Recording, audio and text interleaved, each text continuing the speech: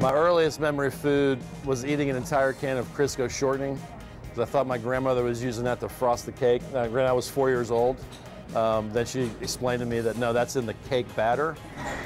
In high school, I cooked for girls because it was sort of my thing. That was a cheap way to get a girl to go out on a date with me, and it was completely original. No one was doing that back in the day, because men cooking didn't really exist back in the 80s. I've worked with a lot of really great guys, but I will stick with one guy, and that's Jim Mills, who's now the GM at the Houstonian Hotel. He's the guy that taught me how to be a chef, both as an artist and as a businessman.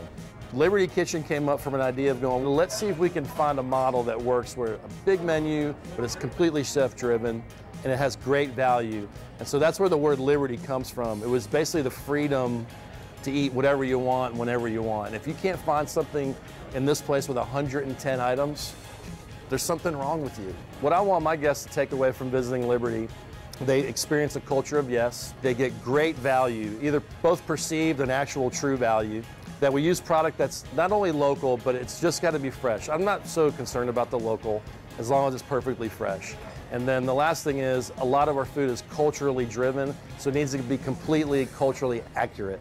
Surfing has influenced my cooking, but I flipped it around. So I surf, I cook so I can surf. For me, the surfing part gives me the right amount of balance so that when I come to work, I'm clear and I'm ready to work, okay? If I have a stressful day at work, I can go into the ocean and forget about it for a couple hours. The best place I've ever surfed is gonna be Green Ball on the south island of the Phuket Peninsula on Bali.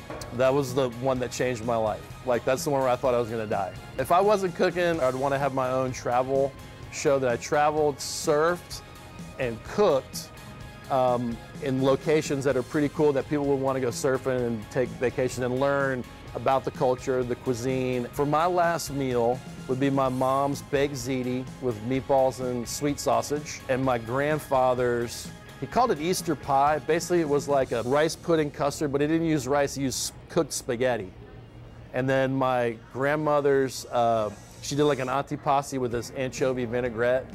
That would be it. I'd be good to go. I think my Cadillac of food would be a whole hog. You can cure it and smoke it and grill it and barbecue it, and there's so much to do with it. So you have to be lucky, but you have to grow up really fast.